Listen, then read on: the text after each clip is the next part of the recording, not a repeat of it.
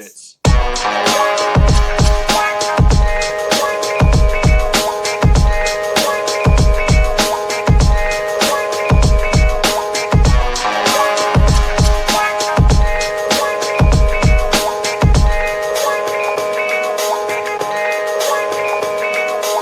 Unsung narrative, young dumb American, arrogant, throwing fits, ripping shit, tearing it, imperative. Then I'm killing this mic no matter where I live. These derelict rappers acting a fool, this embarrassing is flagrant. That's the nature of this entertainment, and we can't even change it. Guilty before arraignment, now the system tainted. But when we speak, they all laugh at us, and y'all wonder why I'm lacking trust. Try to fight a giant with attorneys that can back them up. That's church versus science, both sides start acting up. I'm late on my assignment, hopping up a mile high, climbing, obviously never silent. New alignment, I'm defiant, cannot describe it. Used to describe it as a young graffiti artist. Before the beard, I always got carded. At every bar, even though my bar's been the hardest. The scars on my face, and I ain't always been the smartest. But I'll show you where my heart is. I said I'll show you where my heart is.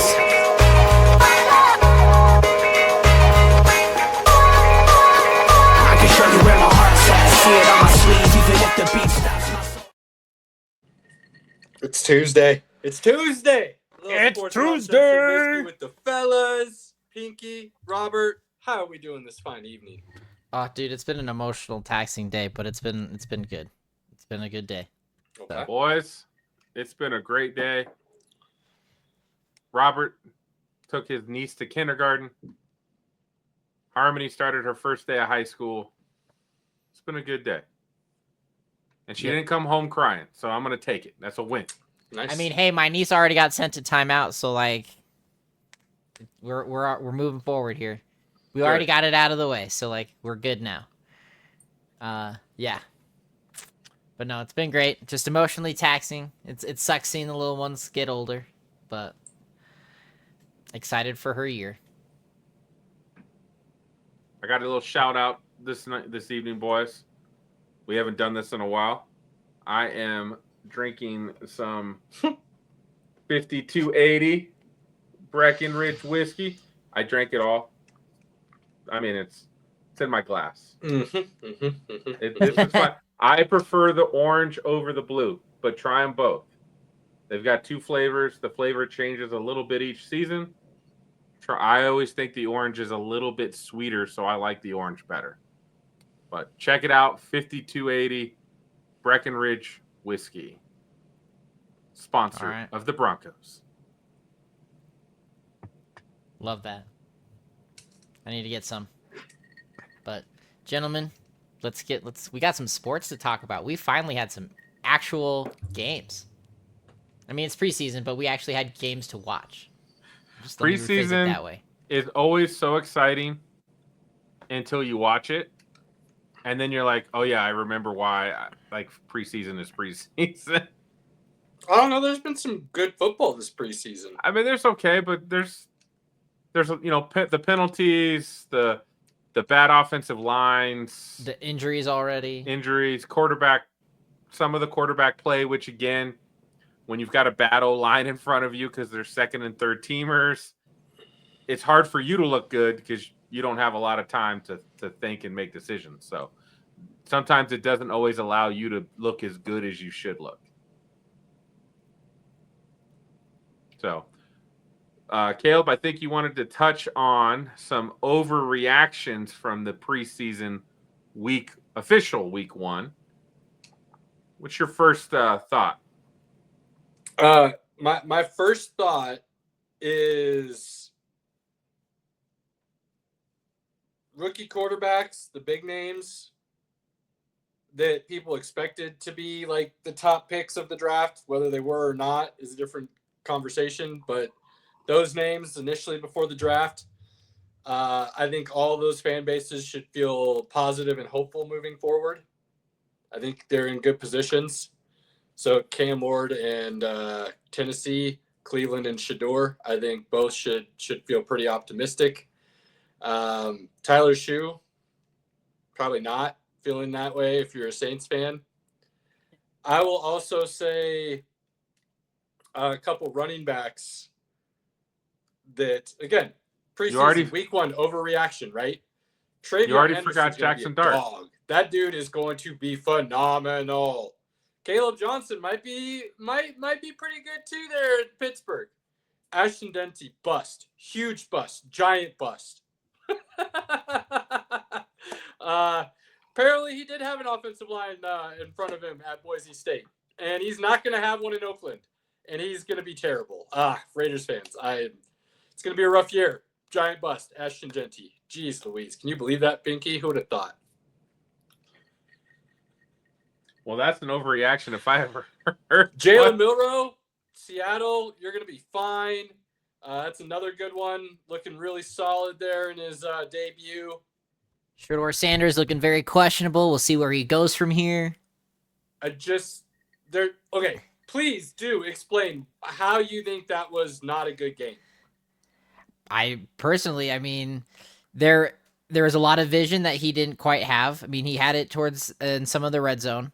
Feel like he was a little slow in the pocket. Definitely could have made some better reads. Really, I just think he's there. He still has a lot of work to do to be number one. I think I wasn't blown away or shocked by his performance at all. Definitely could improve. Caleb, I saw, and I would even go with the announcers working the game. There was a lot of good stuff from Shedeur. He's a rookie. He's got stuff to learn. But there were things that showed up in that game that gave me flashbacks to watching him at CU. And there are times the CU O-line was not good. I think we could all agree with that. Pat Shurmur's play calling was not great either. I think we could all agree with that. Shedeur overcame. He overcame bad play calling. He overcame a bad O-line. But there were multiple times I don't know why he doesn't have pocket presence, because he can move. But there were a lot of third downs. There was at least two of them that he just ran himself into a sack. And those are in it. For me, it just brought back to similar plays I saw at CU that just made me go, he cannot play that way in the NFL. It's not going to work. He does not have the magic of Russell Wilson to do that. He has to play in the pocket. He's got to hit receivers. He's got to make quick decisions. He doesn't have the time to play the hero ball that he had to play at CU because he had to. If he didn't play hero ball at CU, they would have looked awful. So that's what's got me worried, which, again, I didn't come out of it saying it was a bad game by any means. I just, a lot of the media was very much hyping him, which comes back to his story of being drafted in the 5th round, which we can all agree. Like, most of us that know football were like, he's better than a 5th round pick. He's better than Dylan Gabriel. Mm-hmm. Probably better than Tyler Shook, right? It's debatable if he's better than Jackson Dart and if he was close to Cam Ward, right? I think there's debates to be had there. But it was very obvious he was better than Gabriel. He's better than Shook. He should have been drafted before the 5th round. I think that story is what has the media hyping up his original performance at a higher level because of that narrative. That's my opinion. Yeah, see, I don't see anybody hyping him up. I see everybody saying he played a good game. And that's what you expected to see from him based on where we analyzed him to be drafted in the first place. Was it great? No. Are there things that he could improve on still? Yes. I saw opposite, Pinky, and maybe it's just the way we saw the game, but I saw him actually running through progressions and playing quicker, not slower. I saw him moving out of the pocket in a decisive manner, not to just try to play hero ball, but to literally roll out and extend a play and get rid of the ball. I saw him move around in the pocket really well and deliver, once again, what we expect, accurate time balls, well-placed balls on a number of occasions that kept his receiver out of trouble. So, again, I'm looking at this as a rookie making his first start who hasn't gotten any first-team reps, and he's playing with second-team guys against first and second team. He's gotten a lot of reps in practice because they've only got 2 quarterbacks taking reps. They had to go pull, what's his name? to come. To Tyler camp. Huntley. Yeah, they had to pull out Snoop Huntley to throw the ball because Gabriel and Pickett have both been out for so long. Yep. So he's gotten a lot of work in practice. And again, he had a good game. It's still not with the first team guys. That's what I'm saying. And he's not playing with the first team guys. So, again, we talk about context all the time. I'm not 2 touchdowns, no interceptions, couple rushing yards. I don't know what more you would want from him to say it wasn't like, again, good game. Like, I don't know where you guys are sitting there going. I said good game. Yeah, no, it was a good game. I just come back to all the media that I pay attention to and listen to, Bleacher, ESPN, Good Morning Football. The story of the weekend was Shedeur Sanders. That's what I'm talking about with the hype. Yeah, but I mean, again, that's an easy story to run and people are going to pay attention to. But none of the stories I saw them run were glazing him. They were all just saying he played a good game. This is what we expect of him. Oh, NFL Network glazed the hell out of him. And although, where did we get this glazing term? Like, I don't know where it came from. We're sticking with the youth for some things, okay? We're trying to draw them in, Pinky. Let it be.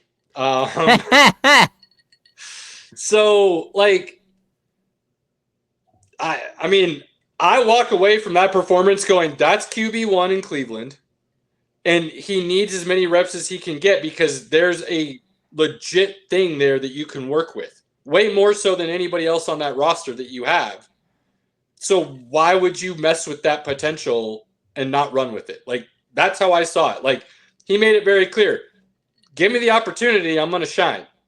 Like, just let me do this, and we will be fine, and I can be the quarterback.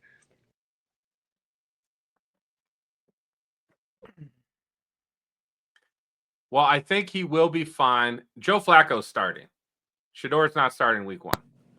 I would prefer to have Shedeur start week 1 and start that learning process. I think that helped Bo Nix a lot last year. It didn't look good. First couple weeks with Bo Nix, it did not look good. He struggled. He's not used to a pro style offense though either. So there's going to be, no matter how much you practice, game speed we all know is way different than practice. Well, so you need a little bit of adjustment. Shedeur ran, whether it was good play calling or not, he ran a pro style offense at Colorado. So there's at least more familiarity there for him to step on the field, and his game is a little bit more predicated on things that will help you in the, I guess, short term when you're first starting, with the accuracy and being able to kind of stand in the pocket and take a hit. Not that Bo Nix can't do that. It's just not necessarily what he was used to at Oregon. So all those things, I think, when you really think about it, do play into his favor to start week 1 and see what happens. I still think they're gonna roll old ass Joe Flacco out there. Probably. Until Flacco fails. It even feels like Kenny Pickett would be in front of him still. This feels like Mike Tomlin last year refusing to announce Justin Fields as the starter. Then Justin Fields comes out and goes 4-2, and you're like, yeah, he should stay the starter. And he still replaces him with Russell Wilson. And you're like, I think had you let Justin Fields go, you guys probably would have been in a better situation. That's kind of what this is starting to feel like to me. Like, for whatever reason, there's something in Cleveland, whether it's ownership doesn't want it or ownership does, but the front office and coaching are fighting it. Like, there's a disconnect there where they're not all on the same page of wanting Shedeur to play, whether he's the best quarterback on the roster or not. And again, like, that's Cleveland, right? That's what they're going to do. They're going to find a way to cause their own self-deprecation. So we always spend too much time on Shedeur and the Browns. What are your feelings on Jackson Dart? I got a positive run. Week 1, Giants fans, you got your QB of the future. Let's go. Threw some beautiful balls down the sideline into the end zone. Mobile, moving around. Vision was looking solid. Timing, little off, but he can correct that footwork. Giant fans, looking good. They're going to play Russell Wilson, though. Oh, yeah. Absolutely. They're going to play Russell Wilson. But again, at the end of the day, like, when you draft these guys, like, the best thing for them to do is get out there and learn. It's the best thing to do. Let's get out It's the there. only way to get absolutely. experience. You just got to do it. Got to put yourself in the trenches. Very interested to see what Travis Hunter does in the first couple weeks of the season. It looks like they're going to try to do close to a 50-50, 60-40 split, probably leaning offensively, it looks like at this point. But it looks like they're going to let him go out there and try, which is awesome. Based on what Trevor Lawrence has been saying, it sounds like he's going to get quite a bit of opportunity as a wide receiver to do some damage, right? Absolutely. And I think you play him as your nickel or dime corner, depending on snap count, situation, things of that nature.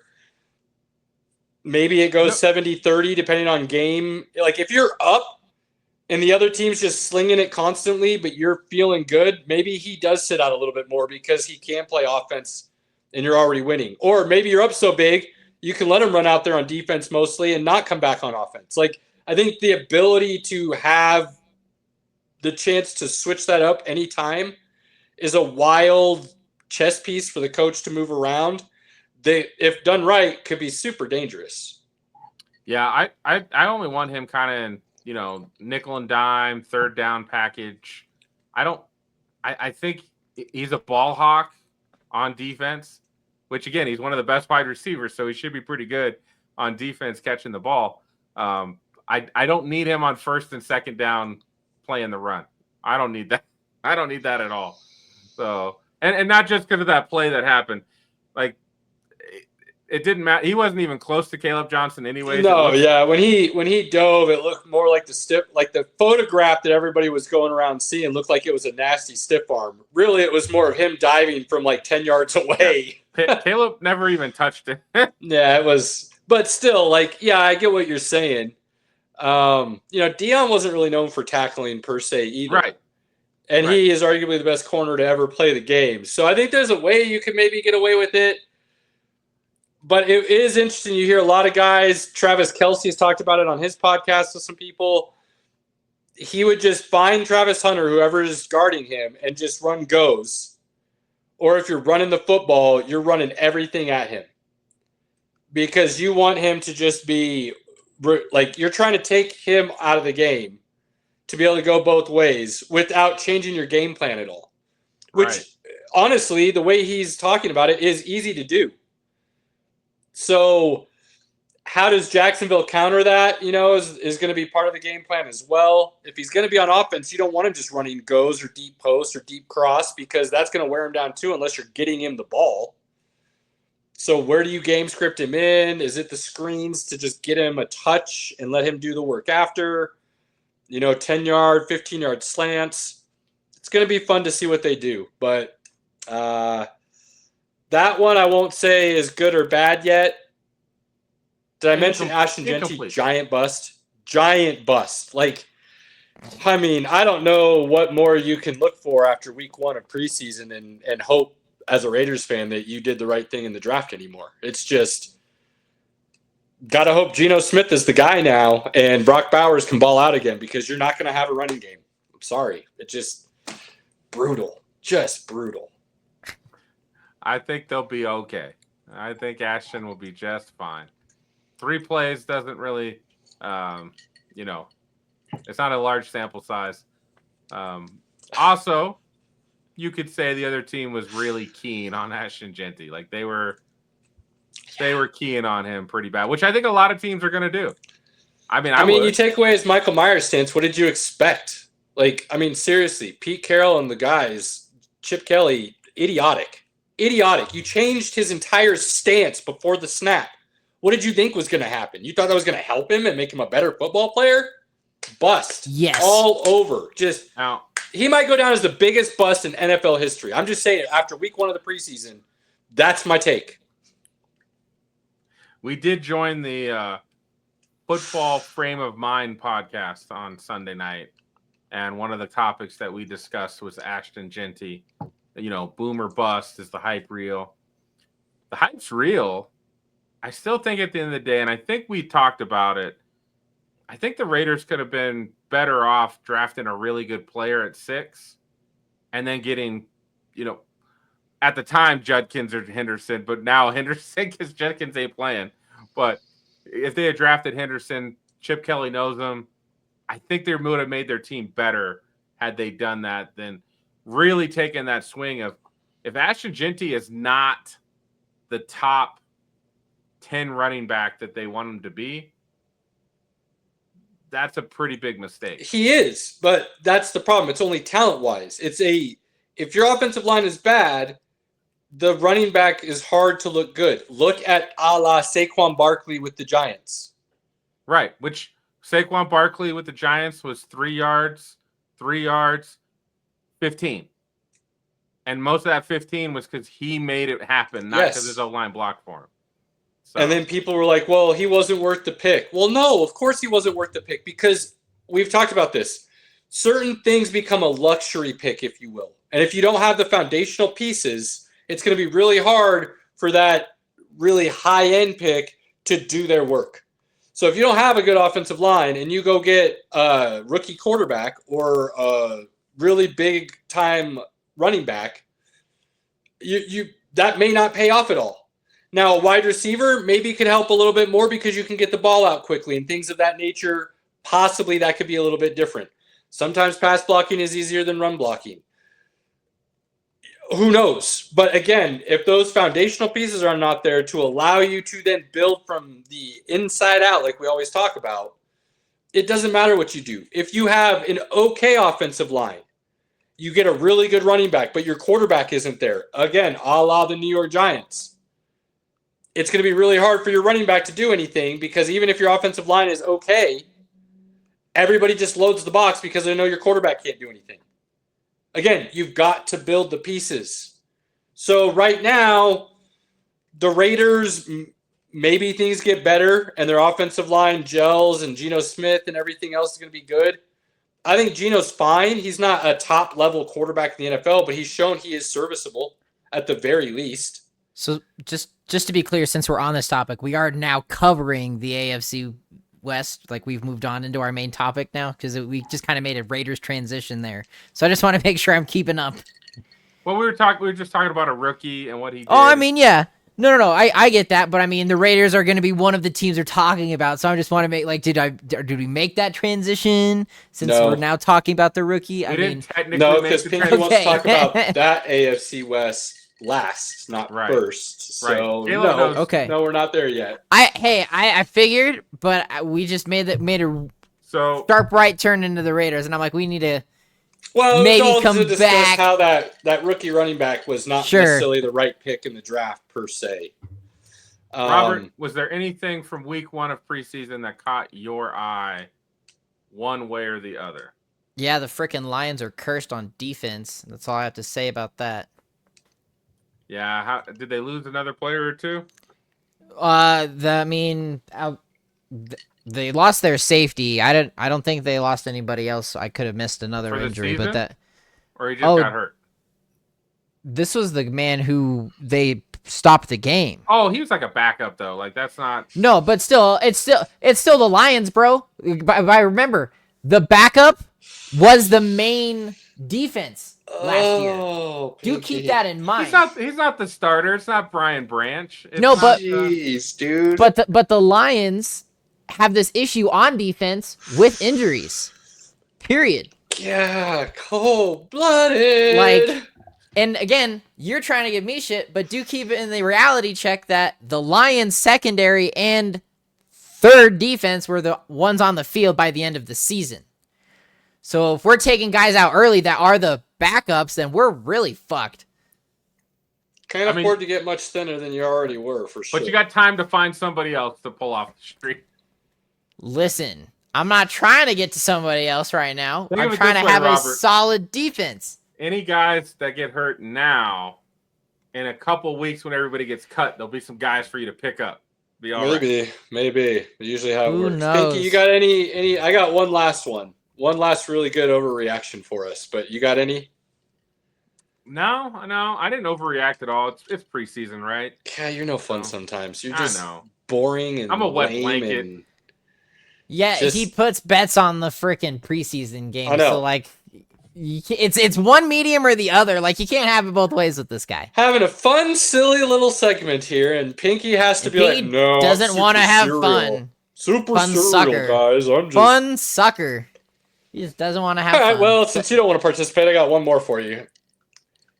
Matthew Stafford done, retired, out of the league. Rams screwed, season over. Back, big deal, out.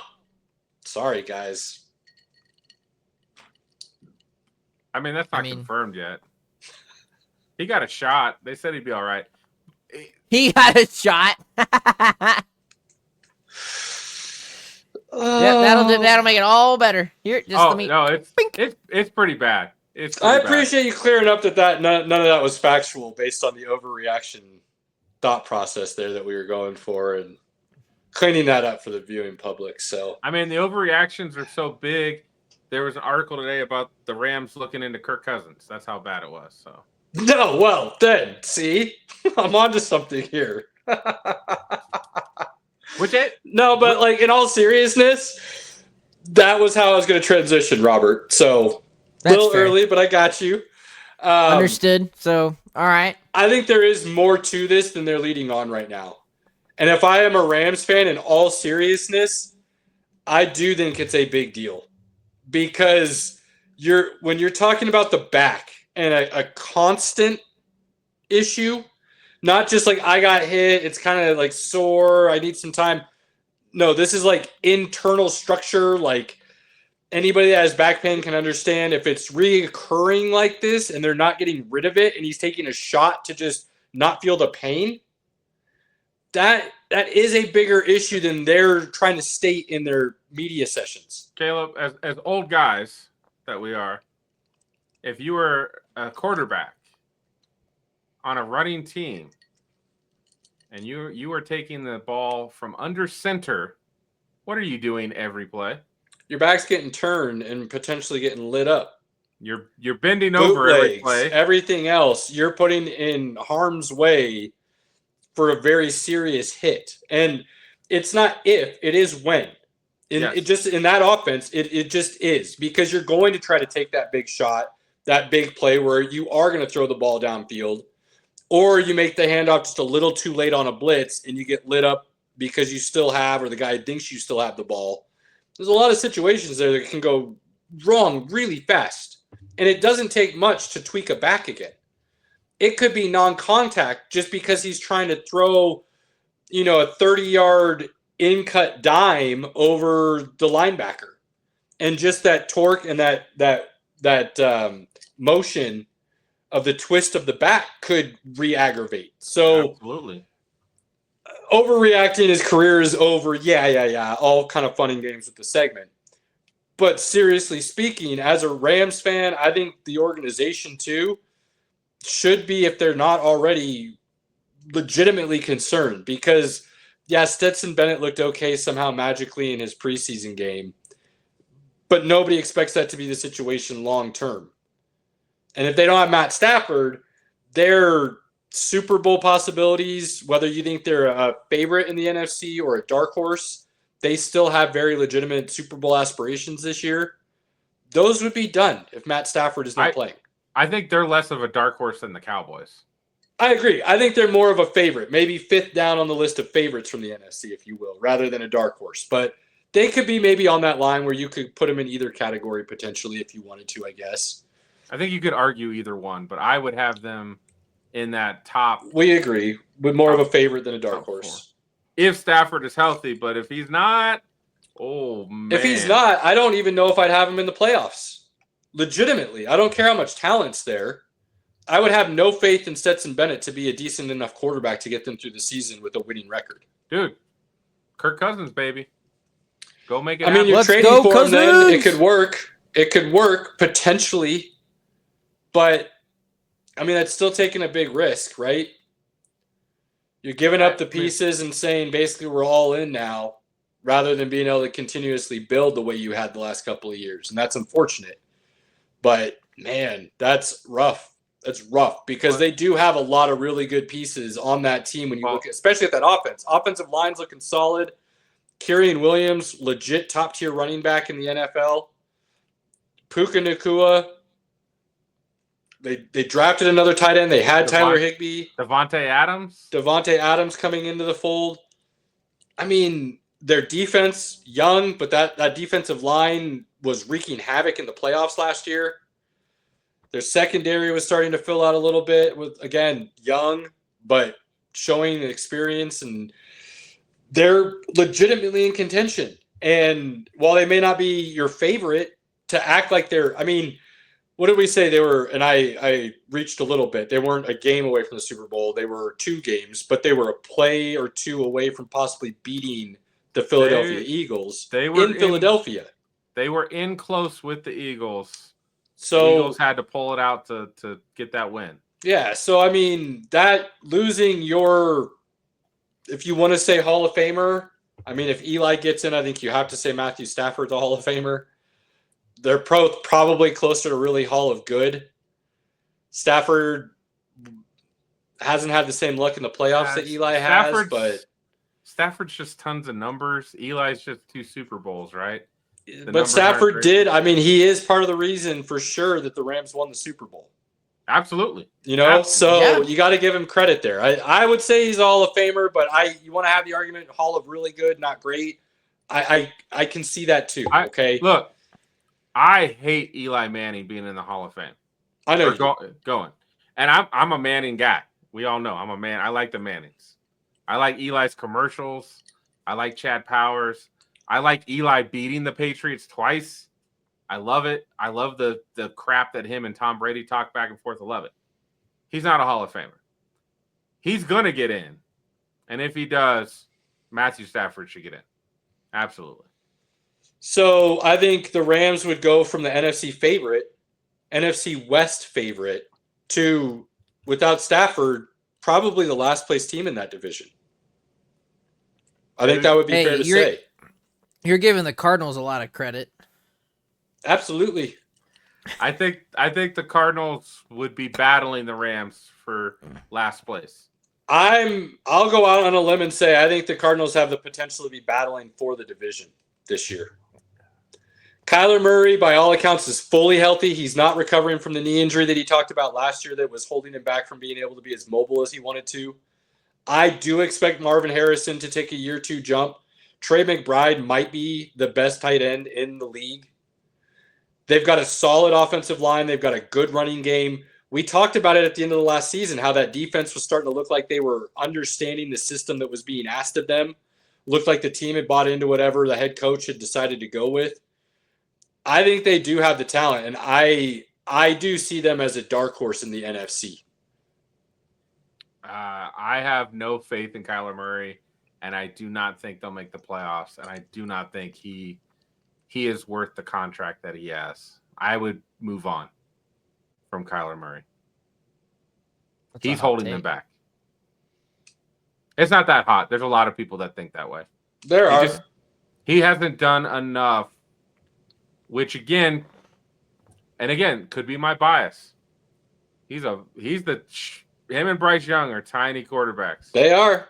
And I would argue Bryce Young has way better accuracy than Kyler. Now, Kyler throws a better looking ball and has a better deep ball, but I don't think Kyler reads the game the way he needs to be that superstar quarterback that we want him to be. I think this is a make or break season for him. If he's truly healthy like he says he is, I think the offensive line is good enough now. I think he has the weapons. There's no more excuses for him to be like, well, I'm a good player on a bad team kind of thing. When he was drafted, I mean, think about they had just drafted Rosen the year before, right? Yeah. And then after that 1 year, that top, I think he was 6th overall or 12th or 10th. Thank you. That top 10 pick and the head coach were gone after a season. Whole new regime comes in, new draft pick that they use on the quarterback again, when the issue wasn't necessarily the quarterback, although Rosen wasn't good, but it's not like he had anything in front of him to work with to begin with, right? So then you put Kyler Murray in the same situation. Then he gets a bunch of injuries because he's getting lit up all the time and trying to extend plays. So I think the start of his career was kind of a combination of really bad situations. If they really did figure it out, like I'm thinking they did, that's why I'm thinking of them as a dark horse and fighting for this division, then I think you see a Kyler Murray who's able to truly show his full potential because he's healthy. And again, the weapons are there for them to do some damage. You want a really hot take? Go for it. Caleb, you'll love this. I would take Justin Fields as my quarterback over Kyler Murray right now. Not even a question. Ooh, you just really wounded Caleb. He's hurting. Not even a question. And I don't Man, even that like face Justin got Fields. red. You're about as red as your shirt, Caleb. You're heated.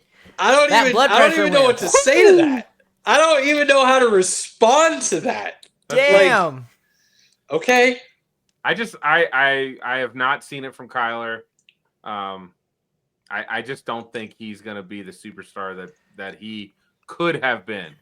And that may not be all his fault, but he's definitely played a big part in it. I mean, yeah, I won't deny any of that.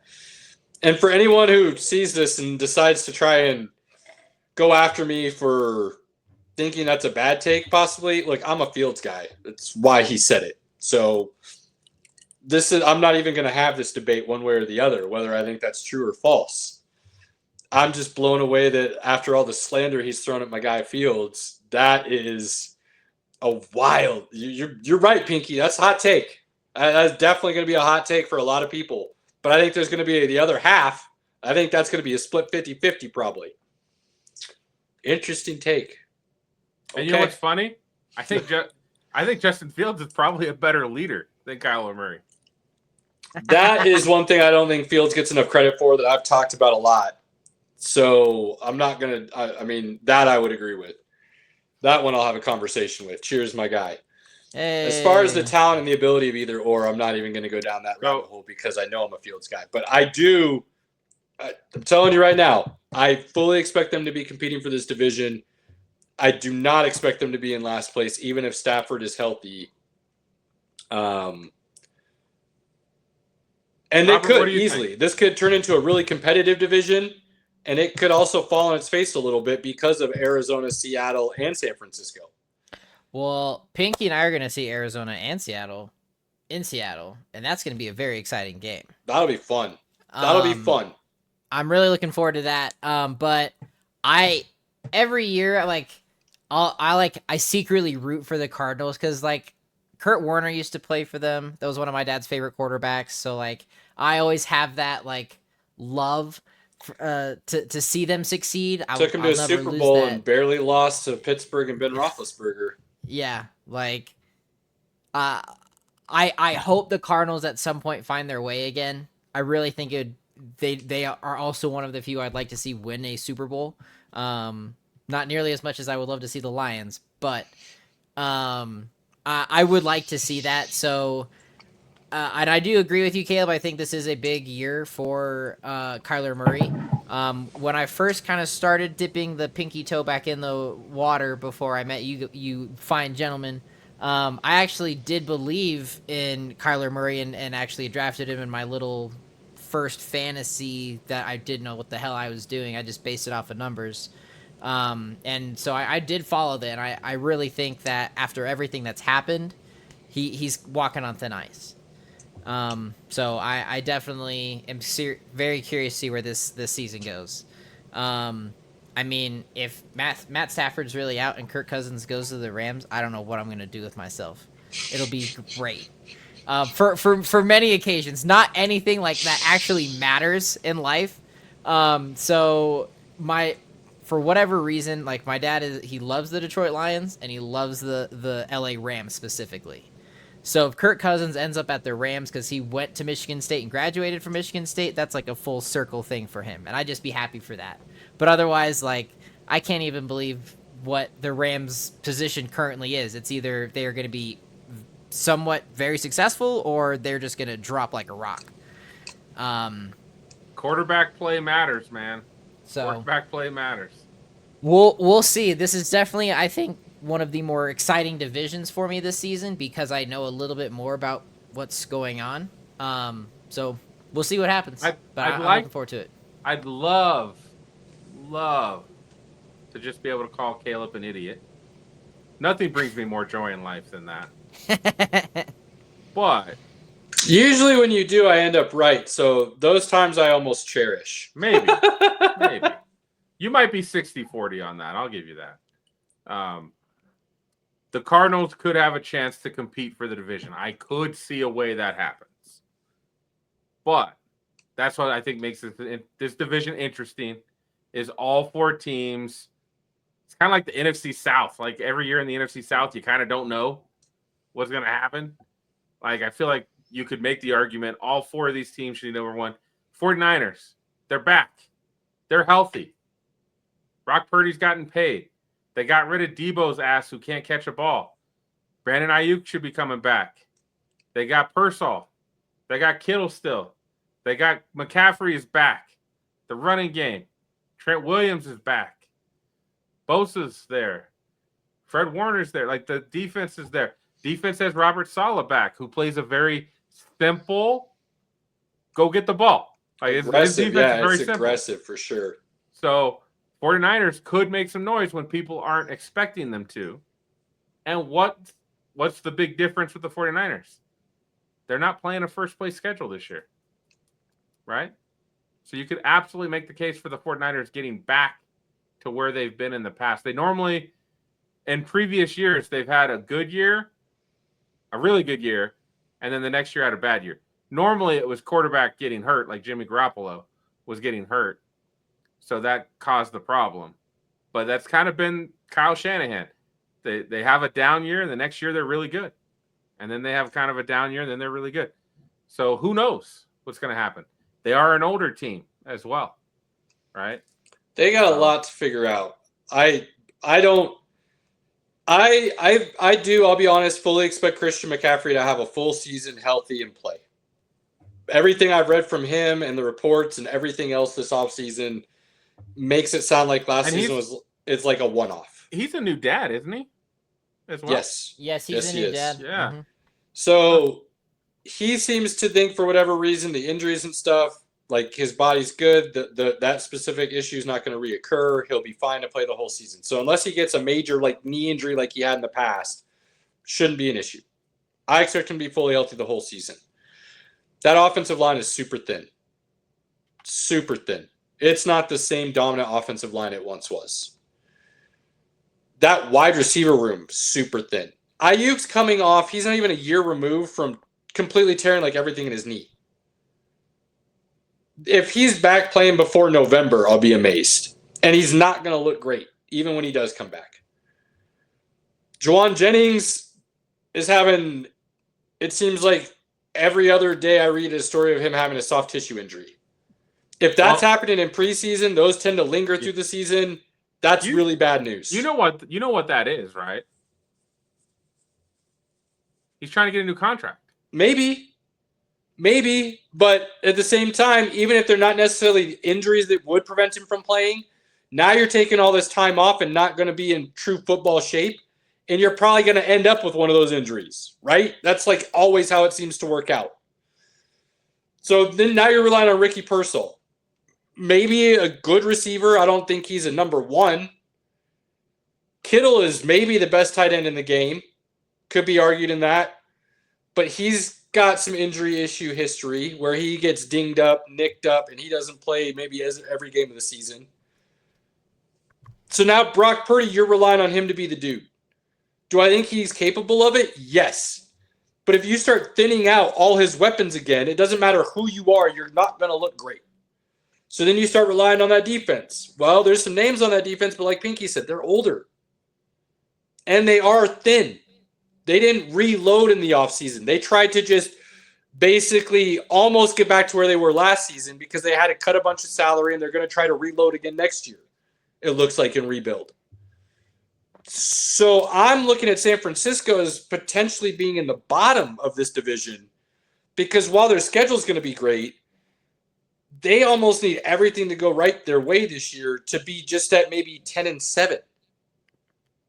Because they're not loaded like they used to be. They don't have the star power like they used to be. They've got a big issue right now, and it's that O-line.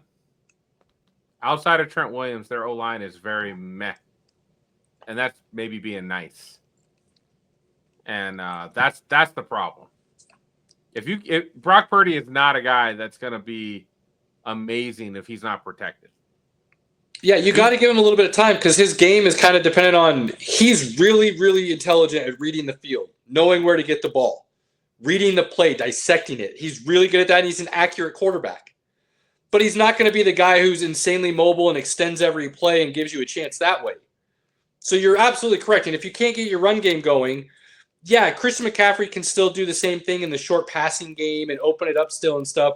But if you're only relying on Christian McCaffrey and say maybe George Kittle, it's really easy if those are the two positions you have to defend to shut down, to be able to shut down and defend those positions because they start basically next to each other. And you can't really afford to, with the offensive line being what it is, spread George Kittle out, right? You need the appearance of blocking or chip blocking to then allow him to go out and make those catches and stuff in the routes. So I'm concerned. All right. We're going to move on from the 49ers and talk about the Seahawks. I'm glad Robert brought it up. The Seattle Seahawks are our game of the year. I do a football trip every year. Everyone's invited. Eventually, Caleb, when you can, you're welcome to come. And this year we picked Seattle. We're going to do Seattle. We usually try to go in November time because then it's not too hot. And travel prices aren't too high either. So we're going to the Seattle-Arizona Cardinals game. So I will be keeping a close eye on Seattle all season. I do like their coach, Mike McDonald. I like their defense. I think it's aggressive. It's young. The offense is where I have question marks. And it's not completely Sam Darnold related. Sam Darnold, I still think, is a very good and capable quarterback when protected. He showed it last year. The problem is when he did play teams that were able to get some pressure on him, he had some rough games. And I think that the last two games were really rough, which is what caused him to not get re-signed in Minnesota. So I think we lost Caleb again. we lost him again. That's all right.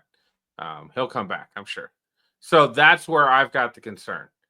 Seattle, the O-line's okay. They do have two good running backs. And what's their first running back, Robert?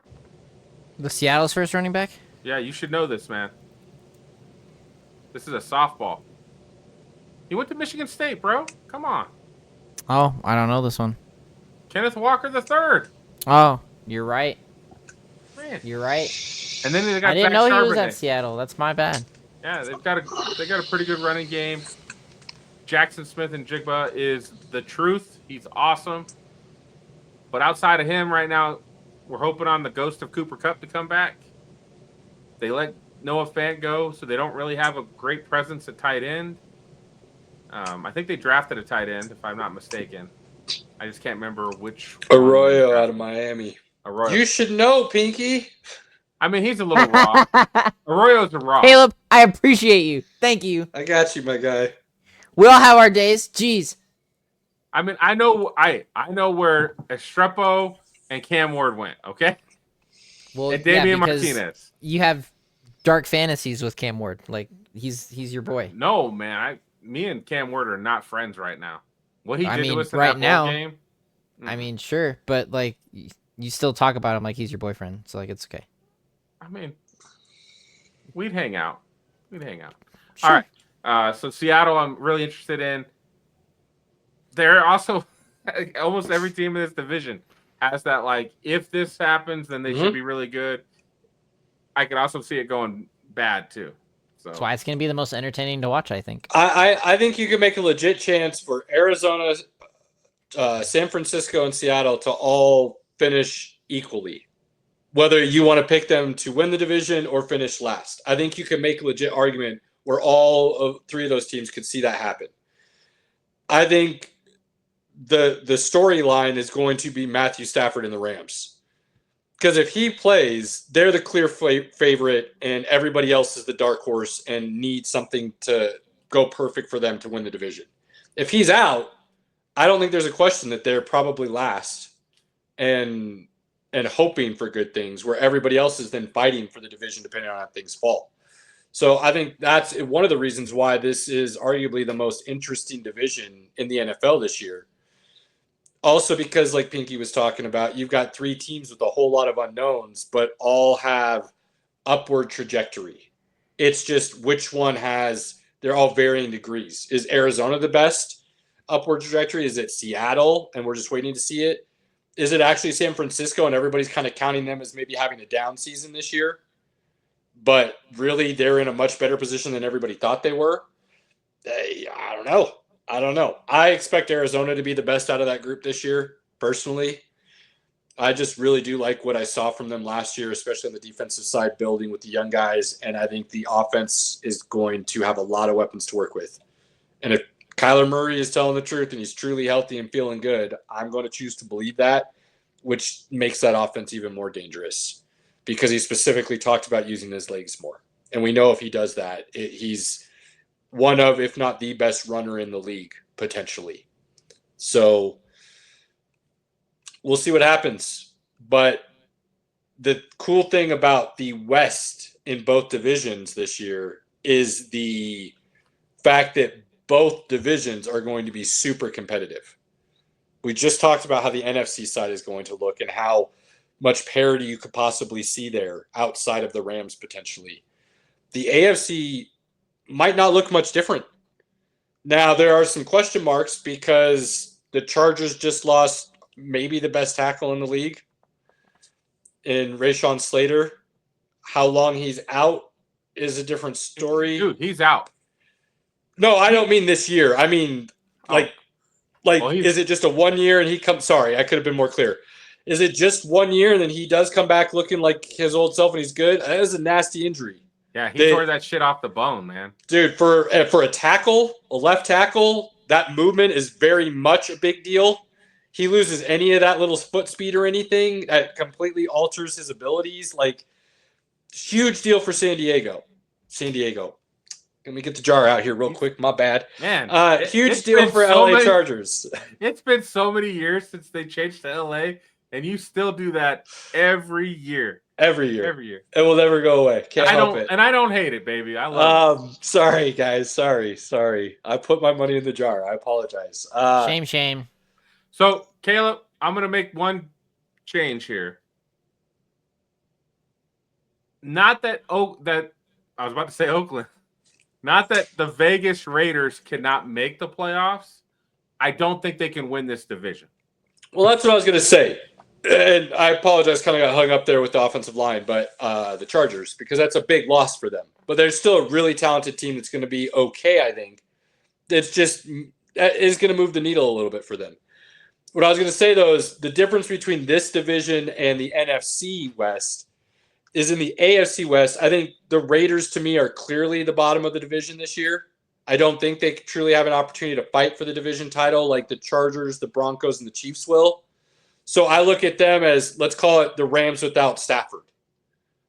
They're the Rams without Stafford in this scenario where they might be okay. They might be somewhat competitive, hovering around that 500 mark, if you will. But they're not going to be truly a dark horse or competing for the playoffs, right? I think we can agree on that with the Raiders this year.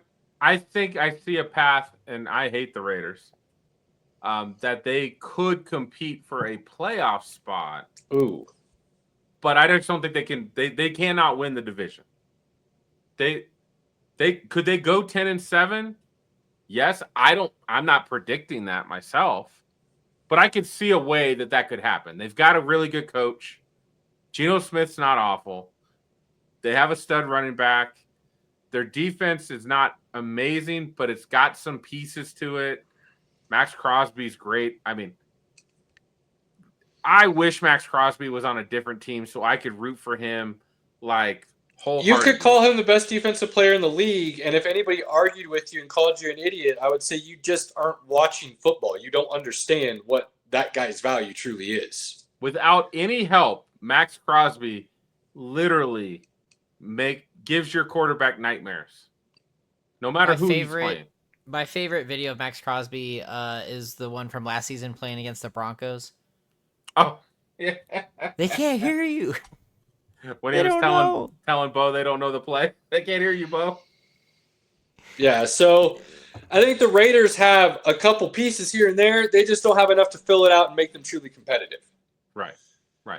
And I'd agree with that. Where then now, to me, I think you could have put the Chargers and the Broncos on very equal playing field, as either one could compete with Kansas City for the division, but they're both, I would say, just slightly below Kansas City still. If we're talking all things considered, everybody healthy like we should be. And then I think the Rashawn Slater injury news actually puts LA just a little notch down from Denver now, because I think people are underestimating how big of a loss that is. Yes, you can fill the position. But when you're talking about arguably the best left tackle in the game, like, this isn't just losing the left tackle. This is losing the best left tackle. And the ability that gives you when you have somebody that talented on the offensive line to pass block, run plays to that side or away from that side, knowing it's always taken care of, is huge. They're probably moving Joe Alt to left tackle now. Yeah, I mean, I know. They have Easily. the great thing about saying, I'm going to do it all night. The great thing about LA Chargers is the fact that Harbaugh was very specific and very calculating. Yes, calculated is a Deliberate. great word, Pinky. Thank you. In going after and fixing the offensive line. So they have some depth there, which is going to be huge for them. The problem is now you're going to lose a little bit of that depth. So if you lose another guy or two, then you're in a really bad spot now. And we saw that last year with Kansas City. Well, and we already talked about, you've got Max Crosby. Kansas City's got Chris Jones and Karlaftis. Yep. And Denver had the most sacks in the league, and not by a little, by 9. Yeah. So losing that guy, that is a big loss, Caleb. Now, I would still argue Denver and Los Angeles has a chance to win the division, and most Chiefs fans will call it blasphemy, which, again, we're not even saying Kansas City's in the playoffs. Like, I'll just, like, put that in right now. They're in the playoffs. And I think we both agree they're the favorite to win the division this year. I would say they're the favorite. I just think they have competition.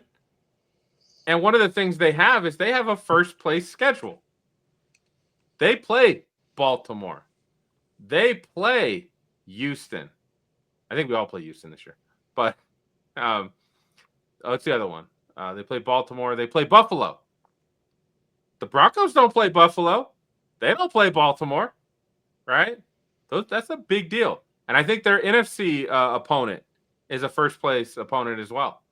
That's outside of the NFC. Who are we playing this year? We're playing the East. We're playing the NFC East, and then we have a game. Why am I forgetting? You always have one NFC opponent that's not based on. Well, we get what you're saying. It's a tough schedule. They've done that for how many years now? They're used to that. So the caveat, and I think where you're going with this is not that they're not going to win enough games to get into the playoffs, but they're going to have enough really tough games against tough opponents that could open the door for a team like the Broncos or the Chargers who play a slightly easier. Dang, we didn't make our over-under bet tonight, Pinky. We sucked. We did not. So I do think that the Broncos to and have Chargers the extra will win. compete. Yeah. Right, So to get again, the extra win to win the division. This is going to be competitive. I think the AFC West games are going to be must-watch television. That is my opinion. And I'm really excited because we start the season in Philly and Dallas. And then Friday night, we get the Chargers and the Chiefs in Brazil. They're going back to Brazil for a Friday night game on Prime. Cool.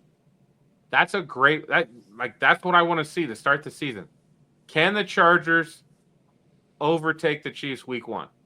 Can they start to put that doubt in the Chiefs? I don't think they do, but I think they put everybody on notice. I think Omarion Hampton looks like an absolute stud. I was not high enough on him. I am thinking now, very much so. And the fact that Najee Harris is probably never going to play a game in the NFL again, by all accounts. He's going to get a ton of touches and opportunity. I think Justin Herbert with a true solid running game behind him is going to look really good this year. I don't think his receivers play as bad as they did last year. Bro. So He got Keenan Allen back. Well, I'm not. Keenan Allen did okay with Caleb Williams last year. He's a stud workhorse, and he's been super consistent and underrated his whole career. I'm not going to deny that. He's just not a true number one anymore. Dude, so he doesn't necessarily move the needle like a different. He doesn't have to be. He's got Ladidi McConaughey. That's what I'm saying, though. He's got McConkey there. He's got Trey Harris, the rookie, coming in that they seem to be pretty high on. They're still letting Johnson have some opportunities, even though he's going to be hurt to start the season possibly. I think they're going to be really good still. The Broncos, we've talked about before. Moving over to them, though, is the next opportunity to compete. That offense could actually really surprise a lot of people. That run game is going to have a lot of people to throw at you. Not just the top two guys that everybody hears about in Harvey and Dobbins. And I think Dobbins, and I've said it before, I think he is the best running back on the roster. So if he stays healthy, along with Harvey,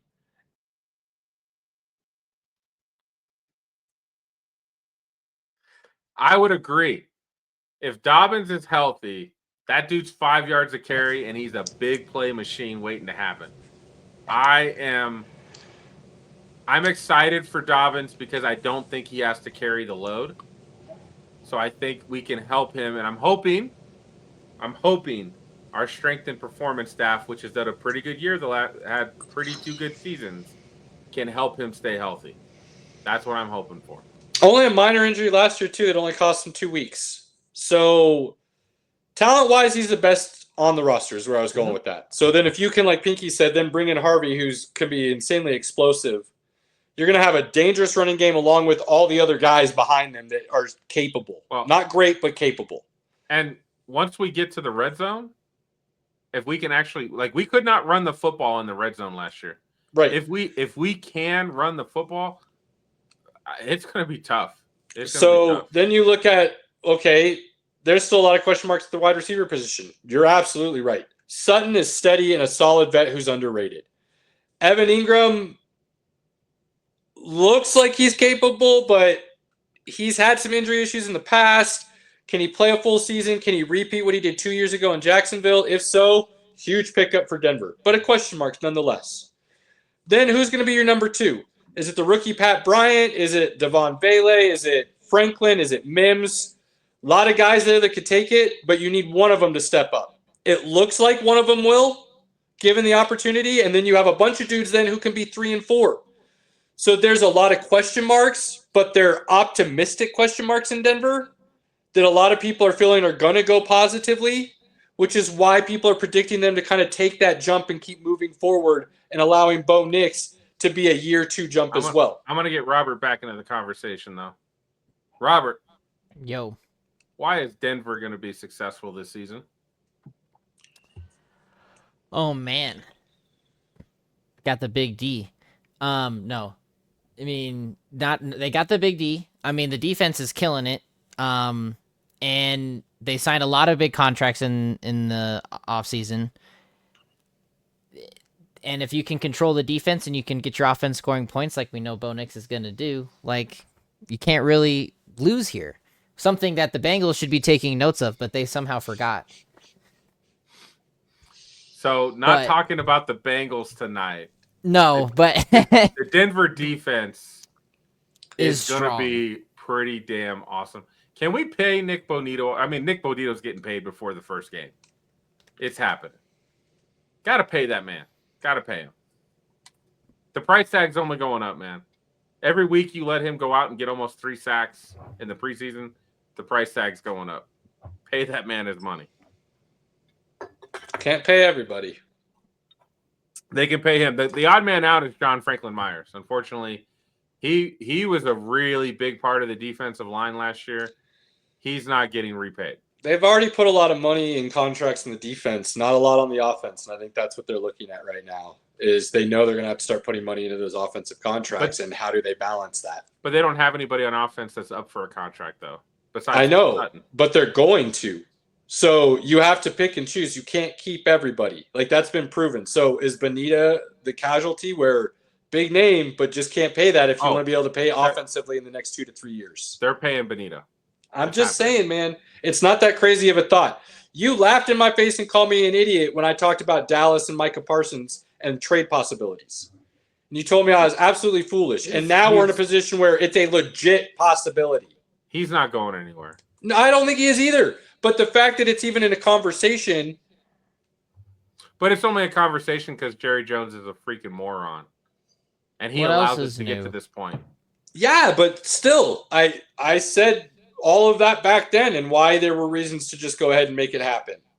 It's no different with Denver. The situation isn't any different in the fact that you can only pay so many guys. It is an offensive league. Right now, you're not paying any of the offense, really. So that's why you gave Sutton a deal. I mean, you're paying PS2. 3 guys right now. You're paying Offensive linemen. You're paying Quinn Miners. You're playing McGlinchey. You're playing Garrett Bowles, and you're playing Sutton. And Ben Powers has a decent deal too. So, But you see where I'm going with this. Like, at some point, you might have to let a high-profile piece like that walk, especially when you paid Surtain what you paid him. I mean, they got him at a steal at this point. You understand where I'm going. And I'm a big guy of the salary cap's a joke and you can manipulate it all you want. And you can to an extent. But there does come a point where not everybody can get the biggest contract they want. We're 2 more years away from that issue. Yeah, but he doesn't want a 2-year deal, right? He wants a long-term deal, No, 5 to 6 year deal. But no, we can do that. It's when we get to 2 years from now when we have to give Bo Nix money is when we're going to have that issue of having to think, I guess we can't keep paying defensive guys. We're going to have to keep drafting them. We're not there yet, though, Caleb. We're not there yet. You're thinking. You are. That's why they're already thinking about it, my guy. That's why this is already an issue. It's not an issue. This is Bonito's last year under his deal. They're going to get him paid. It's going to happen. It's not even a question. They're going to get him paid. I didn't say it was a question. I'm saying the reason it hasn't happened already is for everything I just laid out. There's been other conversations happening. They're thinking about other things than just this player is really good. They're already thinking those 2 to 3 years out and what that looks like if they pay him. So there's a reason the contract hasn't happened already, and it's not as simple as just pay the dude because he's really good. It's, hey, Nick, this is kind of what we need you to do with us as well. Yes, you're really good. Yes, you're worth a certain amount of money. But if we do that, this looks like A, B, and C in 2 to 3 years, and then we're locked into a situation we may not be able to be a great team. We need these things to happen within the contract. I think that's what they're talking about right now. Yeah, I think they're just going to get it done. It's going to happen. I ain't worried about it. Okay. Love it. It's just going to happen. They've gotten everybody else taken care of. They've kept their own. They drafted Nick Bonito. He's not going anywhere. The deal's going to happen. If you're thinking the way you're thinking, you end up like Dallas. So if you truly think the reason the deal hasn't gotten done is for any other reason than what I just laid out, then you're going to end up like Dallas. Because you're just going to pay your dudes always. And that doesn't always work out. Hold on. The issue with Dallas is they pay their guys at the last freaking minute. No, that's one of their issues. That's not the only issue. That's a really big issue because they're letting other players set the market before they get to the table. So then they're always paying top dollar. That's not happening here. We pay our guys when we're supposed to pay our guys and we get the deal done. We don't wait till the last minute. That's a problem with Micah. If he'd have signed Micah last year, it wouldn't be a problem. But because Myles Garrett got his money, we've got other guys that are making over. Yeah, but Micah came out and said he didn't want to get signed last year because he wanted to be the highest paid dude, and he knew other guys were coming up for contracts, and he was going to wait. Like he said that. So you can't. Yes, I think Jerry does some bad business, but saying the only reason they're hurting is just because they pay guys late isn't the only issue. We've talked about it a lot. A lot of times they pay guys, no matter how talented they are, that they probably should have let walk because that contract, it could have filled 8 other spots instead of just the one. At some point, your team gets so talented, you're going to have to let dudes walk. You can't keep and pay everybody. And the Broncos defense is in a position right now where I think that is part of the conversation. We love you, but we do have some other talent at your position. Or maybe we could think we could find it again. We already paid Pat Surtain. We're looking at defensive linemen that we have to come in and fill out. Like, I think that's all part of the conversation. Do I think they keep Bonita? Yes. Do I think the reason the deal hasn't gotten done yet is because they're trying to find a median in there where Bonita wants high end because of his production, which can't blame him. But the Broncos are thinking your production doesn't actually match up with you being necessarily one of the best in the league at your position. And long term, we have to have a more team friendly deal than, just this crazy upfront guarantee or something. So there's some nuance to that. And I think Kansas City moving over to them has dealt with that arguably better than any team in the NFL recently, which is why they've been able to be on if you want to call it dynastic run that they're on right now, why they've been able to do it. And you saw when they get major injuries hit to them like it did last year, it can show you how well that team's done to draft and sign players because they were still able to get to the Super Bowl. But it also showed that maybe they kind of got lucky getting to the Super Bowl last year and weren't necessarily the team that should have been there because they didn't play well, and it showed because of how thin they were. That offensive line was a wreck, right? They needed to address it.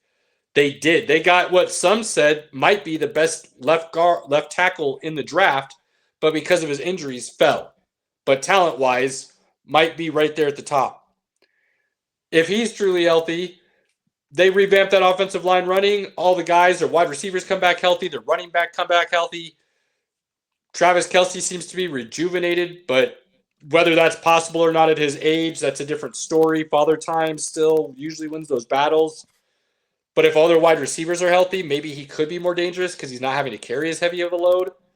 We know that defense under Spags is going to be good.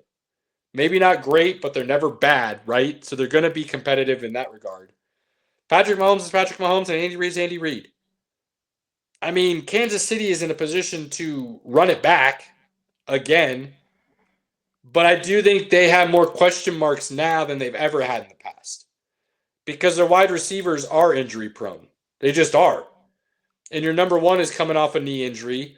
Your number one running back's coming off. I can't remember what Pacheco's injury was, but he's coming off an injury. He broke a bone in his leg. That's what it was. So your skill positions are questionable.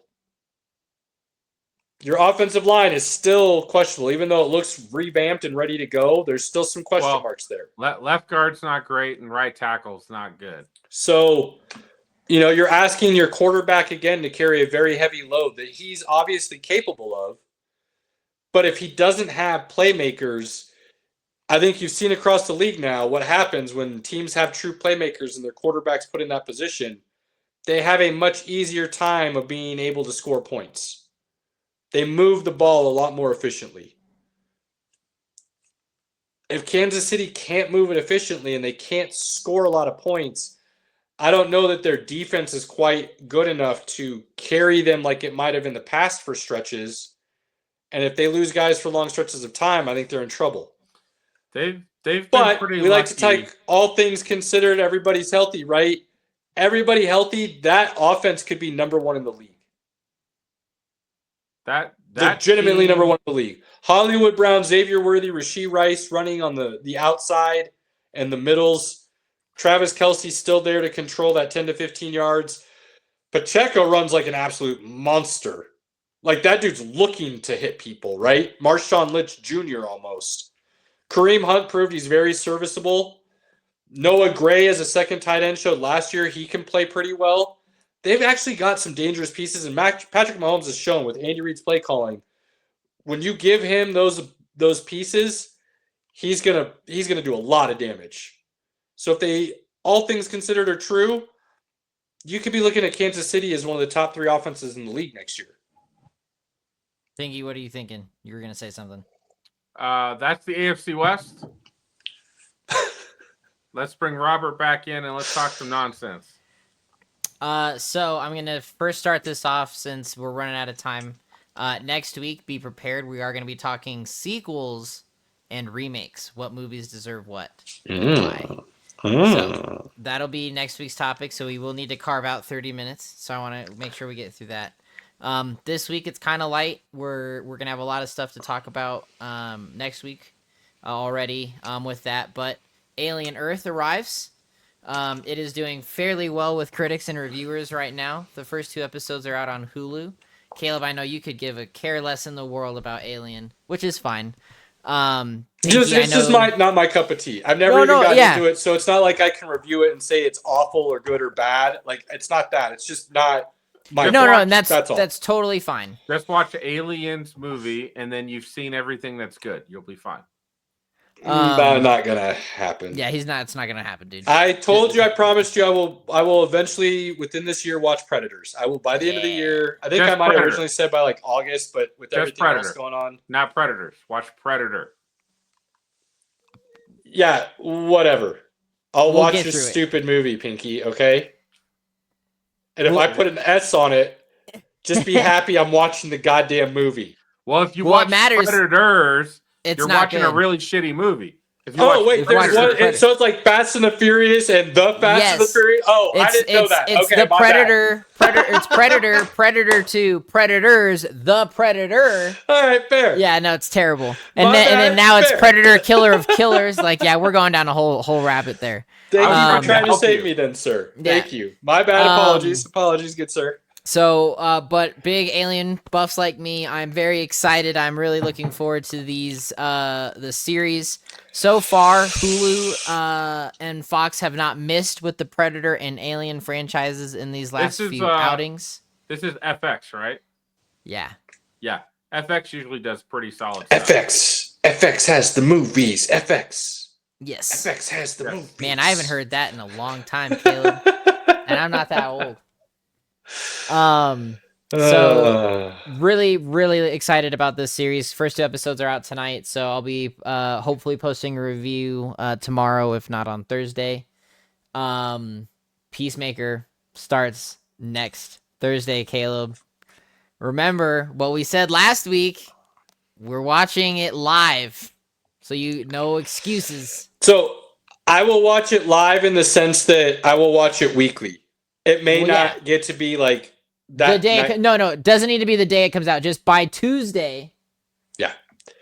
Of the following week, I will always be caught up in that scenario with you. Excellent. So that means, yes, we will need to put a disclaimer for Pinky when he comes back. No spoilers in the group chat until everyone has watched this show. Well, is he waiting until the season ends on this one, or is he going to watch it? No. He also, I made him promise because he did last year, but I don't know. He's hit and miss sometimes. It seems he said he is going to watch this live. So all 3 of us will be watching it together. So I'm super excited for that. Some good TV watching.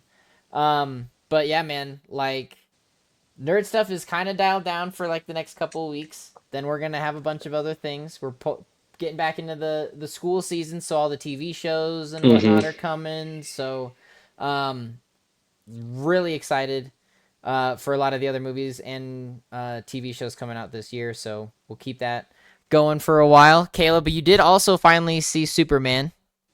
You are not a fan necessarily of the new Superman.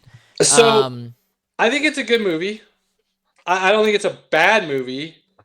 But I think if I were a huge Superman fan or I was really looking forward to this movie, I think I would have actually been disappointed because of 2 things. And I think I'm actually really surprised Gunn did both of them after talking with you guys and Andy a little bit more to get some better understanding and background of the character and learn. And I think it completely alters the character. And I'm surprised you guys didn't mind it as much. I think I was actually very surprised, and that's making him look weak, devaluing him in a way, which I think they did like in a very big way. I don't think it was a minimal situation. I think they very much nerfed him, which I think is a bad look because I think you could have that same movie basically without making him look weak. Because I don't see, and maybe I just don't know enough about the comic books, and that's something I could ask you guys too. But the 2 characters that Lex had fighting him, I don't see being such that they could have beat him up the way that they did. Now I get one of them was his clone, Yeah. and it's supposed to be stronger than him, but isn't he also like just way not nearly as smart as Superman? Well, yeah, because he's like, it was one of Lex's attempts to clone a human. Because that's what Mr. Handsome is in his Purgatory. That was like his first. Right. And clone. I get Lex is super smart and he's calling out these boxing moves basically to fight so that guy's fighting Superman. But all of that mixed in with the fact that there's other people there fighting with Superman in the same situations, and that's still happening, and they know Lex is doing it, but nobody's just wiping out Lex's command center to then focus on the issues. The way in which they nerf Superman, I made that, to me, kind of all felt a little ridiculous. Not as well thought out and told as it could have been. But the thing I actually have more of an issue with, and I had to get confirmation from you guys and Andy about this as well, was that the way Gunn systemically changed the character by changing the message from his parents, I think is a cardinal sin that cannot happen. All an attempt to make Superman more human, I think is a foolish way to go about it, because I think that completely alters the character's entire foundation. That foundation is all built on his parents trying to save a planet by doing the right thing while others are trying to destroy it by compromising their morals. And his parents weren't willing to do that, and that's the message they sent their son out into the universe to Earth with. The S means hope, right? Like, that's the whole thing that symbol means. And I think you take away and alter all of that by changing his parents' message to what it was. And then trying to say, well, he's going to do all this now because he was raised by human parents. And again, I don't know a lot about DC. I'm still learning. I didn't think it was a bad movie, but I could see where people are Superman people. Those two things to me, I think, would ruin the movie if I was that invested into it before I went in to watch it. That's fair. I mean, for me, I don't necessarily, I'm not a big Superman guy. I love Superman, but I'm okay with the change because I also had to accept that change when, I know you're not a big fan of it, but No Way Home, when they killed Aunt May and with great power comes great responsibility speech. That was Uncle Ben. That wasn't Aunt May. But again, I have massive issues with that movie, right? So yes, I'd like to think I'm fairly consistent in these situations where if you're going to systematically change a core character trait, I think that's an unacceptable thing to do. You want to change a storyline from a comic book and go a different route with how the villain's going to operate or whatever, fine. But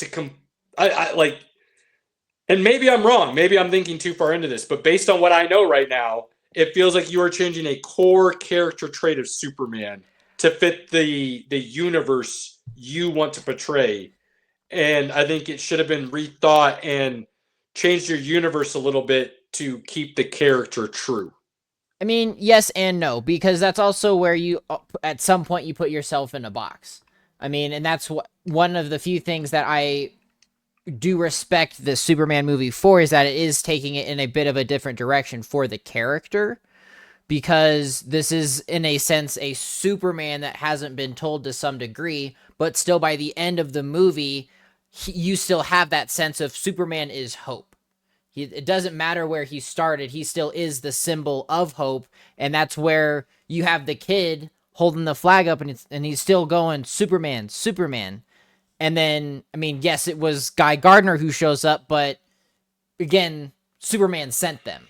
Superman had a bigger problem, and they were available. Right. So for me, I still think that it was effective, and I respect it, because also with all of the multitudes of Spider-Man origin stories and all the different people that do this and do that and how they become Spider-Man, at some point, yes, like, it's that canon event in comics, like, it has to happen. But it can happen in other ways. It can happen in other particular ways.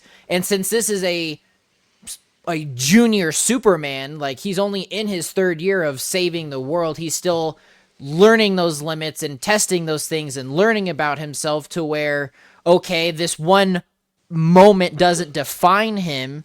And there is still the opportunity of like, hey, they maybe mistranslated this or something like that. While they said in the movie, like, hey, it's been done, but that's not a Kryptonian. And now I see where you're going to an extent. I think the reason I can't get behind that, though, is a couple lines in the movie where basically it makes it seem like within those 3 years, he has been very well versed in all things that are good, bad, and what he can handle. When he says that line about like, how is she drunk or something, talking about his cousin, and he's like, well, she's red from a suns different can't. sun. Yeah, so like he says, like, yeah, I know which things can affect me or not affect me. I know what my powers are or not are. I know what my limits are or not are. I kind of got that sense from a couple conversations he had, to where. And I think the only thing that could have worked to make me believe the scenario that they were going through, especially with how bad he's getting his butt kicked, was if they had brought arrogance into play a little bit. And I could have bought into some arrogance where he learns more of a lesson in that way, and that's why he was kind of getting his butt kicked, rather than just good old Superman, hometown boy still learning.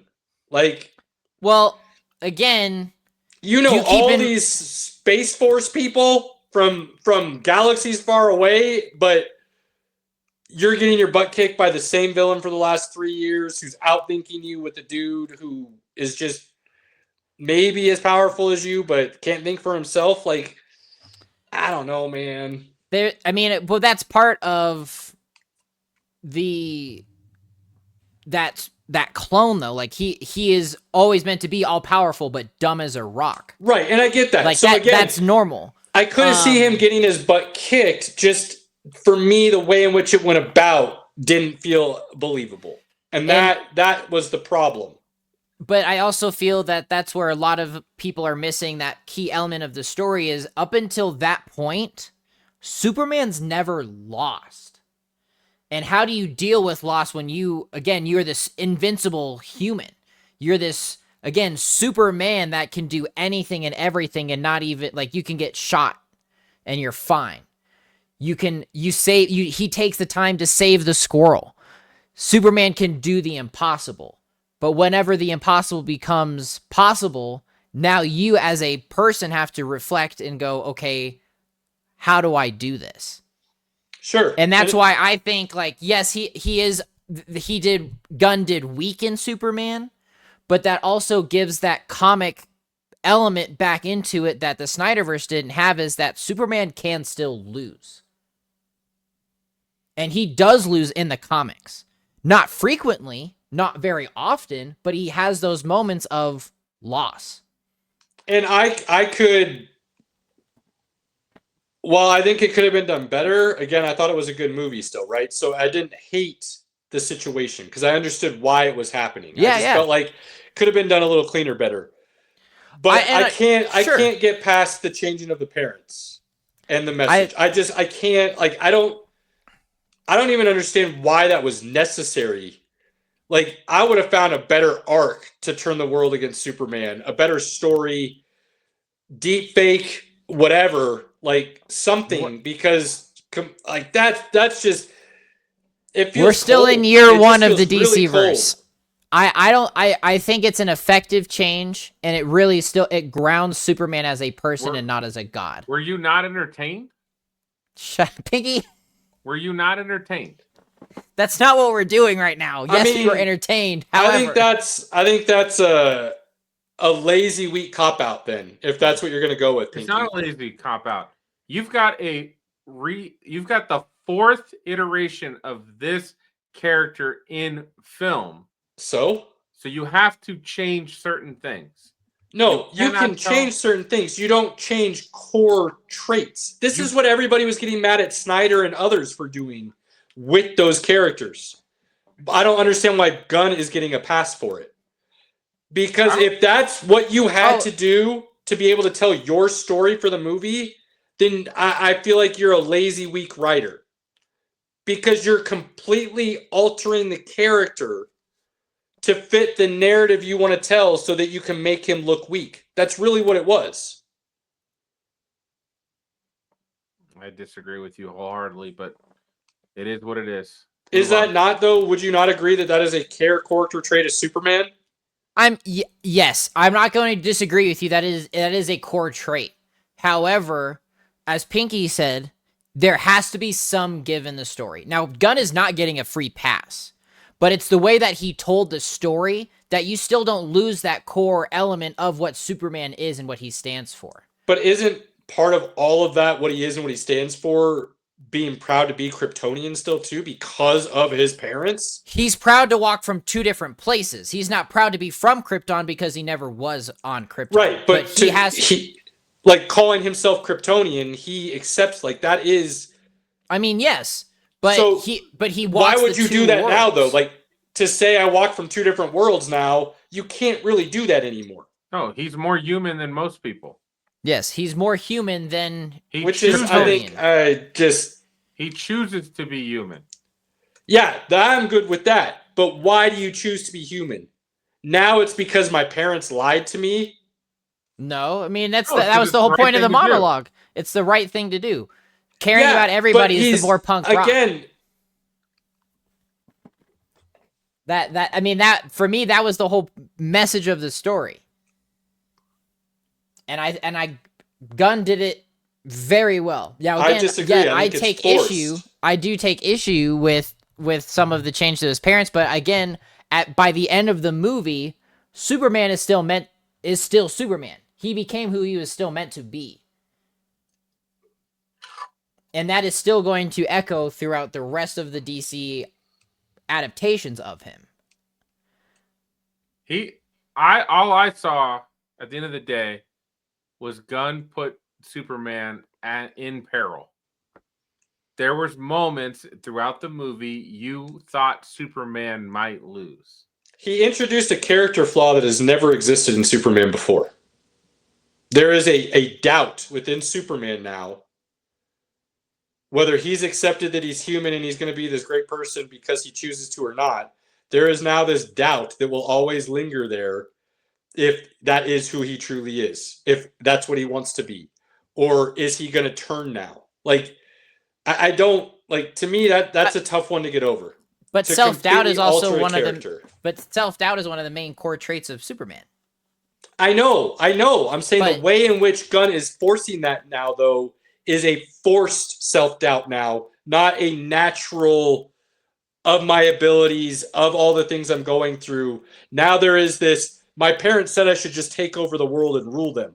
But he overcomes that by the end of the movie and doesn't have that self-doubt about it. But it is a forced character flaw now of why Superman would have self-doubt rather than a natural occurring character trait. I don't think it was forced. I thought it was very well done. You can't say it's not forced and okay. But it's telling that story for Superman in this universe, and I don't think it's forced. I think it was done very organically, and I respected it. It has to. It is forced because you inherently change the character, so you're forcing that to be the story. Like there's whether it was good or not, well done or not, is not my argument.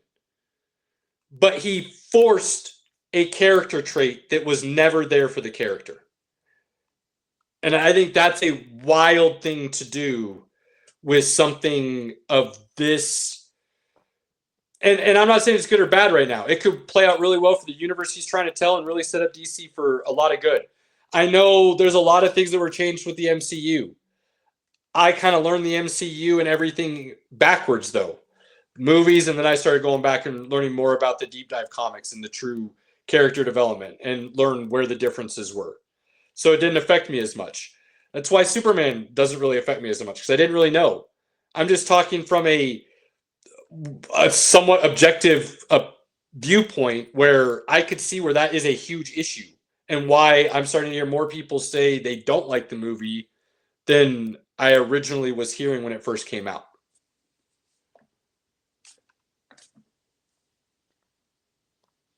If people want to be that petty and not enjoy a movie, a story being told the way that he told his Superman. It doesn't have to be everybody else's Superman. He told his Superman. And he was able to do it in a really good way. I was entertained. I had an issue with Superman being nerfed because he was a little bit weaker than you're used to Superman being. But it didn't ruin the movie for me. So, I mean, I know a lot of people were mad at Snyder because Superman killed, and that's a big no-no for Superman, right? He killed Zod. Like, but again, like where you guys are saying, I understand where the story's why it was done and the story, and it doesn't really kill it for me. I see your side too, but it's the same with Snyder. Like, I see where people would be mad because Superman killed, but then I'm like, well, it's a little bit more adult Superman, and there's a reason he had to do it. It makes sense for the story he's trying to tell. I just think I think Gunn is going to be more controversial than people wanted to originally believe, possibly, as we go forward. Well, we'll find out here next Thursday to start. Well, I mean, we already love Peacemaker season 1. But that is directly telling after the events of Superman. Superman plays a big role in this Peacemaker story. Gunn has come out and said that. Is he really though? Based on what we kind of already know the storyline's going to be, like, We have no idea what Peacemaker storyline's going to be. I think we kind of have an idea. No. Especially when they're bringing in the Justice Gang to vet him. Yeah, but I mean, we kind of know that Peacemaker season 1 universe is not the same as what Superman universe is. And yes, it is. Yeah, Peacemaker season 1 is canon. I didn't say it wasn't canon. They're in, like, pretty sure, based on the way I've been reading things, Peacemaker's in, like, a possible 616 kind of situation, and the other stuff is in a different kind of sounds as how they're portraying season 2, this. he travels to a different universe and sees a different universe and a different Peacemaker. Yeah, and he tries, I thought I remember reading that he tries to then figure out how he can switch lives with that Peacemaker. I don't know Is the potential storyline that we could be seeing here. He's thinking about whether he should stay in the other universe.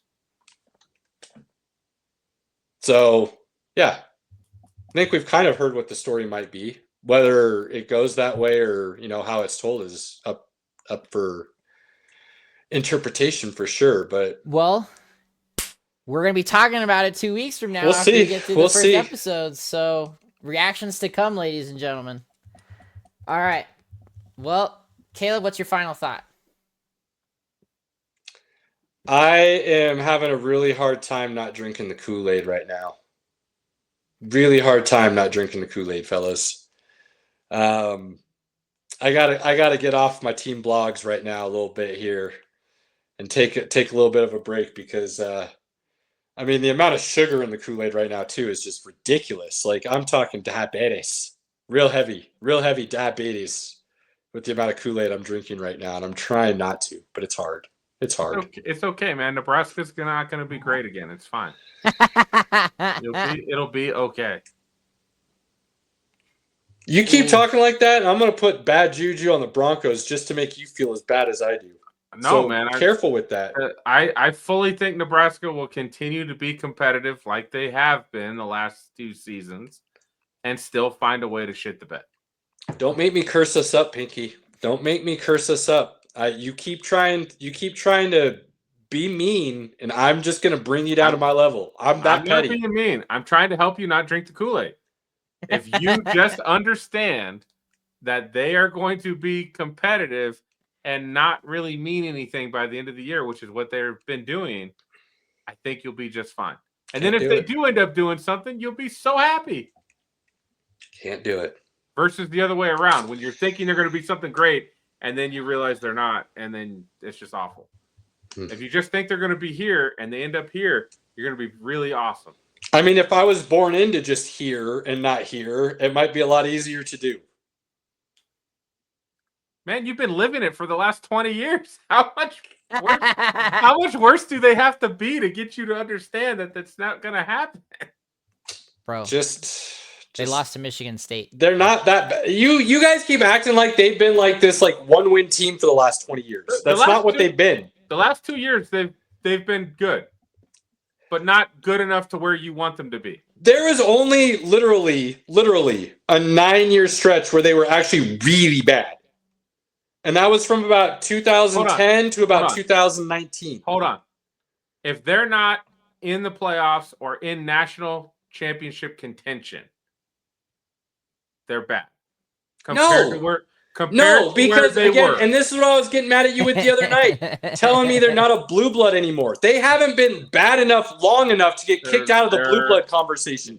That's ridiculous. Only Nebraska fans still think they're a no, they don't. Blood. And if you actually read all the messages, most people who are college football fans still think Nebraska is a blue blood. Most college football fans still think they're a blue blood.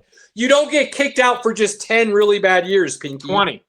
No, it hasn't been.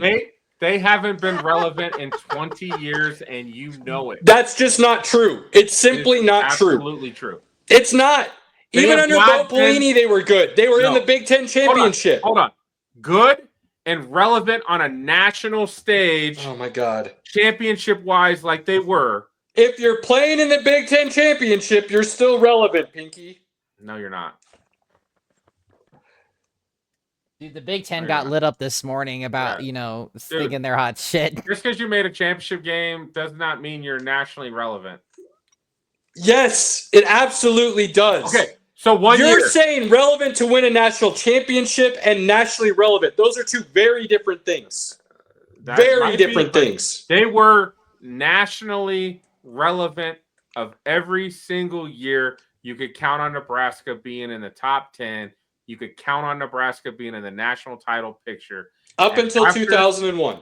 After 2001, that has never, ever, ever been the case. So they are no longer a blue blood as it stands today. That is... All right. What have you done for me lately? Nothing. Move on. Then how do you put some of those other teams in blue blood status when they haven't even won a championship? Like who?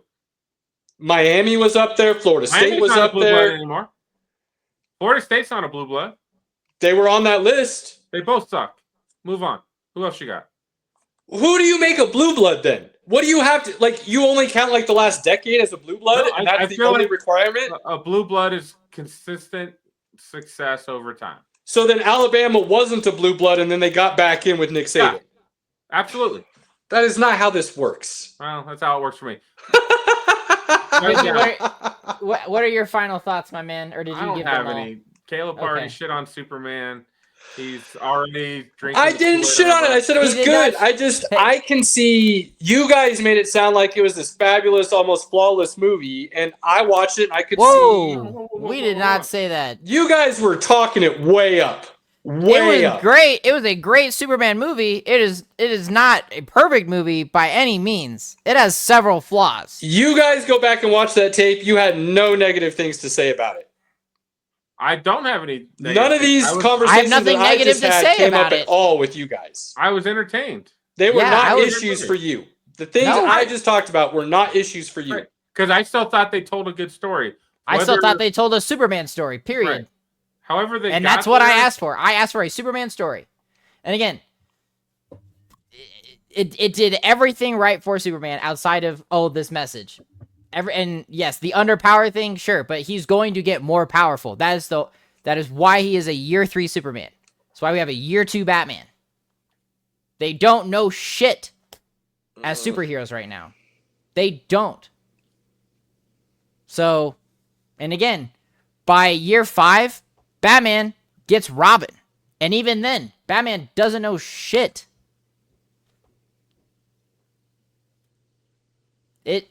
I have nothing bad to say about Superman at all. At all. Yes, there are some issues with it, but overall, I enjoyed the hell out of the movie. And we did say F1 was better. And F1 is still the best movie to go and see this summer. Fantastic Four is not as good as Superman. And I'm hearing people who say Fantastic Four is definitely better than Superman now. So I'm just saying, like, I saw the movie. I could see where people are coming from that say they're not happy with Gunn's take. Oh, I see it too. I completely like. I think it was a good movie. I was entertained. Yes, Pinky, I was entertained. But I could definitely see where it would cause a big issue for people who are traditional And it does. Superman people, if you will. It does cause an issue. It does rub them the wrong way, but in the end, they still got a more complete Superman movie than most recent. Those people should just be versions. happy they got rubbed at all. That's all. Well, that's what a lot of people were saying to Robert about the Acolyte. So The I think Acolyte, it's just bro. kind of your cup of tea and where that So falls glad and it got how fucking canceled. serious you are about the characters, right? Waste of 8 hours of my life. Fucking garbage. But you systemically changed characters in that, and that's what angered a lot of Star Wars fans. I think Not characters. The entire point of the story. We don't need to go down that road. I'm just saying I understand Anyways. where the frustrations are coming from now, which is I Lead wasn't us out, necessarily Caleb. expecting at first. Leave All us right. out. On that note, if you have the ability to spend some quality time with your inner circle, loved ones, family, friends, whoever you may consider that to be, do not take it for granted. Please take advantage of those moments. We don't care if that means you're not listening to us. You can go listen to us later, right? It's recorded. It's out there. Do that when you can. Take advantage of those moments. You only get so many of them in a lifetime, and life goes by pretty quick most of the time. So we always are going to preach that. We live by it. If we're not here for a week, it's because we're doing something with that inner circle, family, loved one, friends, and it means more to us. This means a lot. Facts. That means more. To everyone that supports us, like, follow, share, subscribe. Please hit those buttons. It means the world to us. It supports us in a way you truly don't understand, and we cannot thank you enough. So, without further ado, football is coming. Please stick with us. There's a lot of fun things to discuss and comment on. Robert's got some nonsense for next week to get us going. Till next Tuesday, we're out. See ya.